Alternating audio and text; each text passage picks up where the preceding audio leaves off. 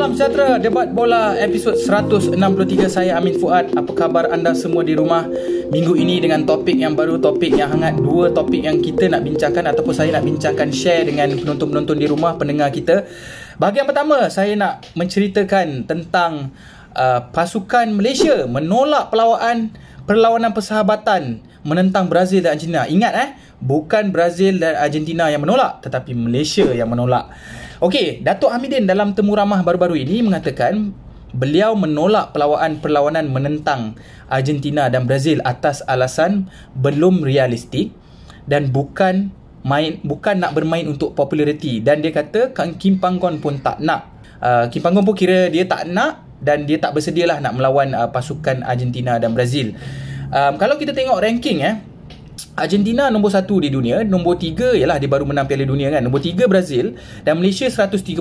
Memang jauh bezalah, langit dan bumi lah kalau ikutkan ranking. Dan kita tahu Indonesia pula akan mengadakan perlawanan persahabatan menentang Argentina pada 19 Jun nanti, di mana kita akan menentang Solomon Island dan juga Papua New Guinea pada tarikh yang samalah FIFA kalender. Dan diberitakan 77,000 tiket telah dijual dalam masa 5 minit saja menentang Argentina ni, Indonesia lawan Argentina. Harga tiket untuk VIP adalah 1,300, kategori 1 770, kategori 2 370 dan kategori 3 185 ringgit. Kita diberitahu bintang Argentina yang bakal beraksi adalah Lionel Messi, Di Maria, Lautaro Martinez dan lain-lain. Tapi yang paling penting orang nak tengok adalah Lionel Messi lah. Dan ada laporan yang kata Indonesia bayar 23 juta, PSSI bayar 23 juta untuk mendapatkan perlawanan menentang Argentina. Ada berbeza-beza lah figure, ada yang kata 18 juta, tapi aku dapat ni 23 juta ringgit. Adakah dengan jualan tiket tersebut boleh cover balik perlawanan persahabatan? Maksudnya jualan tiket, benda-benda lain lah, pemasaran ataupun jualan hak penyiaran juga nak tunjuk dekat negara lain kan. Untuk kita masuk bab Malaysia ni pula, perspektif Malaysia, macam aku faham kenapa FAM dan Malaysia tak nak lawan Brazil dan Argentina. Satu, sebab tak nak dibelasah. Nombor 2, ia memberi kesan buruk kepada ranking kalau kita dibelasah. Dan nombor 3, sebenarnya kita takut dikritik hebat lah. Tapi sebenarnya dikritik hebat ni, aku rasa penyokong Malaysia faham kot. Takkan kita nak menang lawan Argentina dan Brazil kan. Jadi bagi aku tak ada masalah lah bab tu. Tapi aku rasa lebih kepada kita takut jatuh ranking dan dibelasah lah. Dari segi duit pula, aku rasa kalau boleh cover cost, aku rasa mungkin FAM boleh keluarkan duit lah, walaupun agak mahal. Okey, kali terakhir Malaysia lawan Brazil adalah pada 2002. Kita kalah 4-0 kepada Brazil yang mempunyai pemain Ronaldo, R9, Ronaldinho dan juga Rivaldo. Ketika itu mereka hendak ke South Korea ataupun Jepun untuk mengharungi Piala Dunia 2002 ketika itu. Tapi aku nak bagi pandangan aku sikit. Dari sudut pandangan aku berbeza sedikit lah. Bagi aku, kalau boleh cover balik kos tu untuk melawan pasukan-pasukan gergasi ini, kenapa tidak? Itu bagi aku. Dari sudut pelancongan, banyak pelancong yang mungkin ingin datang menyaksikan pasukan Brazil dan Argentina ni, perlawanan menentang Malaysia Brazil. Orang kata di antara perlawanan menentang, orang kata Malaysia menentang Brazil dan Argentina, nak tersasul. Maksudnya bukan kita saja, penyokong daripada Malaysia saja, mungkin daripada Singapura, Thailand dan serantau Asia Tenggara. Jadi dari segi wang yang masuk tu, pelancong akan datang untuk bayar hotel, pengangkutan, dan mungkin mereka akan duduk sini beberapa hari untuk shopping, dan duit sebenarnya masuk dalam negara. Bagi aku benda ni agak baiklah untuk orang kata ekonomi negara. Dan dari sudut pemasaran dan pengalaman juga, dia memberi manfaat. Bagi aku, apa salahnya kalau kita tak rugi untuk menganjurkan perlawanan menentang negara ni. Dan kita juga boleh jual hak siaran ni kepada negara lain yang ingin menyaksikan perlawanan ni. So bagi aku, kalau boleh buat duit tak ada masalah dari segi pemasaran dan juga dari segi gate collection, tiket collection. Memang betul pasukan besar ni sebenarnya nak duit je daripada kita, pasukan-pasukan besar ni macam Argentina ni semua kan. Tapi apa bezanya kalau kita dapat pasukan-pasukan daripada klub macam Manchester United, Liverpool, Arsenal sebelum ni, Barcelona. Jadi bagi aku tak salah kalau negara lawan negara. Jadi kalau negara lawan negara bukan perlawanan sarkas. Orang kata kalau negara lawan klub perlawanan sarkas. Tapi ni negara lawan negara. So bagi aku tak ada masalah. Dan ini adalah peluang untuk penyokong-penyokong menonton orang kata bintang-bintang bola sepak dunia macam Lionel Messi, Di Maria ni semua secara terdekat. Bagi aku ini peluang yang keemasan, bukan untuk penyokong Malaysia saja. Walaupun mungkin mereka tak akan bermain bersungguh-sungguh sangat, tapi at least kita dapat saksikan di depan mata. Dan untuk aku, bagi sudut pemain pula, aku rasa mereka mesti excited nak lawan macam contoh Arif Aiman ke siapa-siapa. Mesti mereka excited nak jumpa Lionel Messi semua. Jadi aku rasa pengalaman orang kata nak melawan pasukan-pasukan besar ni agak orang kata berharga lah. Dan aku yakin mereka mesti nak menonjolkan diorang punya skill dan juga persembahan yang baik menentang pasukan-pasukan ni. Jadi untuk aku kesimpulannya, kalau boleh cover cost, bagi aku tak salah. Tapi kalau tak boleh cover cost, jadi mungkin kalau rugi dekat situ, jadi mungkin kita kena fikirlah, mungkin tak berbaloi lah nak lawan kan. Tapi dari segi kewangan, pemasaran dan juga pengalaman, bagi aku berbaloi lah. Untuk aku tak ada masalah nak lawan pasukan-pasukan besar ni kalau untung kepada kita. Okey, bahagian kedua kita nak cerita pasal panggilan Harimau Malaya baru-baru ini yang akan menentang pasukan Solomon Island dan juga Papua New Guinea di Terengganu. Sekilas lalu aku tengok list ni, tiada Dion Kools yang terpaksa orang kata diketepikan sebab nak menghadiri majlis perkahwinannya sendiri.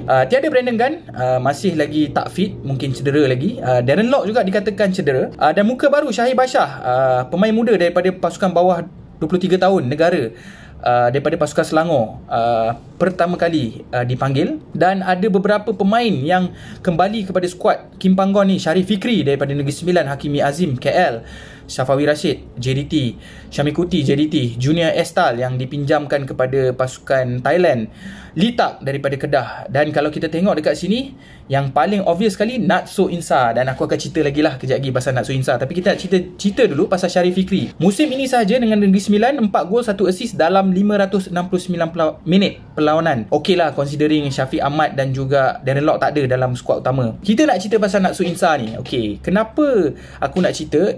Kali terakhir Natso Insa beraksi untuk pasukan Malaysia adalah di waktu pada tahun 2018 menentang pasukan Mongolia. Ketika itu Tan Cheng Ho lagi.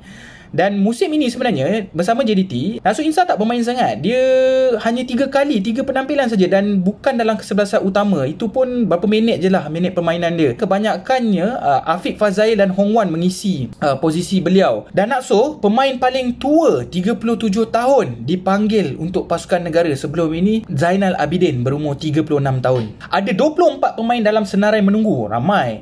Ada Quentin Cheng, Kuzami PE, Syarul Nazim, Hong Wan, Syafiq Ahmad, Sumareh, Azam Aziz, T. Saravanan, Zafri Yahya dan lain-lain lah. Cuma kita tahu ini bukan skuad terbaik KPG.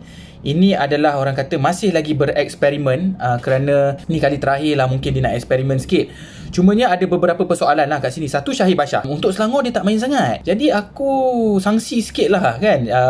Tak main sangat atau tak main langsung ke, aku tak berapa pasti. Tapi mungkin adakah Syahir ni direkomend ataupun recommendation daripada Ella Varasen sendiri. Okay, Junior Estal pun kurang main.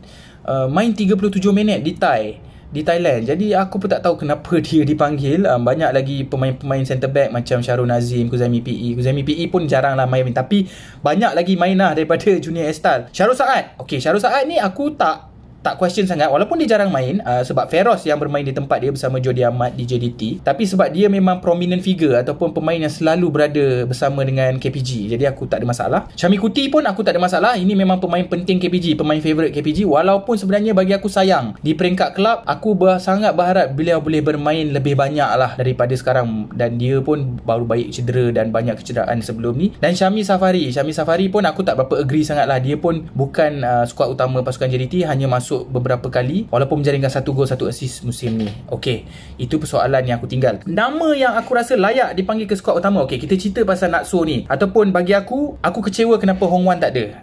Hong Wan sebenarnya musim ni dia adalah pengganti Natso dan 13 perlawanan dalam liga semua dia main. Jadi aku tak pasti kenapa Hong Wan tak dipanggil. Dia hanya berada di senarai menunggu. Afiq Fazail juga, aku rasa dia kalau dipilih lebih baik daripada Natso. Jadi aku tak faham kenapa Afiq Fazail, pemain tengah terbaik, antara yang terbaik di negara. Bukan, okey, sebelum ni aku cerita pasal Natso ni lah. Sebelum ni semua orang question kenapa tak panggil Natso, tak panggil. Sekarang baru nak panggil. Bagi aku Natso ni dipanggil di waktu yang salah lah bagi aku. Waktu dia tengah top hari tu kita tak panggil dia. Ataupun dia tidak disenaraikan. Sekali ni dia dah jarang main. Yang sekarang selalu bermain ataupun yang konsisten bermain adalah Hong Wan dan juga Afiq Fazail. Jadi aku tak faham apa realistiknya Natso dipanggil sekarang. Dan aku harap jantung dia okey lah kan, dia nak main untuk Harimau Malaya ni. Dan ada beberapa nama lagi. T. Saravanan yang bersama KL, 8 gol 4 assist dalam 15 perlawanan, termasuk perlawanan bawah 23 tahun negara. Tengah on form juga. Aku rasa dia deserve untuk berada di skuad utama. Alif Haikal, choice dia lebih baik daripada Syahir Bashar lah bagi aku. Dia ada skor dan dia ada bermain. Boleh nampak orang kata ada minit permainan yang orang kata boleh tengok lah dia main untuk Selangor. Kita tahu tahu cara dia bermain semua berbanding Syahir Bashar. Nick Akif pula, ini choice aku lah. Aku memang suka Nick Akif daripada dulu. Dia 2 gol, 2 assist dalam 744 perlawanan. 744 minit. Dan dia regular bersama Penang. Dan ini orang kata boleh juga kalau KPG nak eksperimen. Okey, dan akhir sekali kesebelasan utama terbaik daripada senarai yang dipanggil. Aku bagi kesebelasan utama akulah Shihan, penjaga gol, Matt Davis sebelah kanan. Tengah aku masih mempercayai Syarul dan Feroz. Kiri Corbin, di tengah defensive midfielder Syamir, aku lagi masih mempercayai Syamir. Di atas Syamir adalah Mukairi dan juga Paulo Josue. Sebelah kiri Faisal, sebelah kanan Arif dan Endrick di atas. Harap-harap Endrick dan Arif tidak digugurkan lah atas sebab kecederaan ke apalah. Sebab Endrick, dia antara Endrick atau Faisal Halim lah boleh main sebagai penyerang dengan ketiadaan Darren Lock dan juga Syafiq Ahmad.